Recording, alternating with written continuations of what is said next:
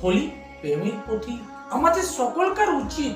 যাকে তুমি ভালোবাসো, যাকে তুমি প্রেম করো, তাকে সর্বপ্রথম হোলি মাখাও।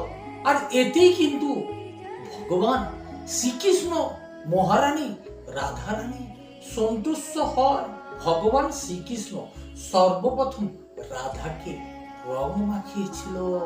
আর রাধাকে যখন রং মাখায়, তখন রাধা ভগবান শ্রীকৃষ্ণকে বলেছিল, কানাইয়া, রং মাখিয়ে কি হবে? আমরা তো আগের থেকে এইভাবে সর্বপ্রথম ব্রজবাসীতে হোলি খেলা শুরু হয়। যা শুরু করেছিলেন স্বয়ং ভগবান শ্রীকৃষ্ণ। একবার ভগবান শ্রীকৃষ্ণ মাতা যশোদাকে জিজ্ঞাসা করেছিল, মাতা, আমি এত শ্যামলা, কিন্তু রাধা এত গোরা কেন? তখন যশোদা মা কিছু রং এনে কানাইয়া হাতে দেয় আর বলে, যাও কানাইয়া, তুমি তোমার মতন করে রাধাকে সাজিয়ে নাও।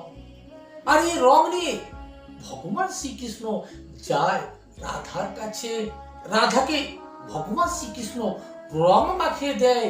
তখন রাধা যায় গোপীদের কাছে। গোপীদের যে বলে, কৃষ্ণ তাকে রং মাখিয়েছে, তাই কৃষ্ণকে রং মাখাতে হবে।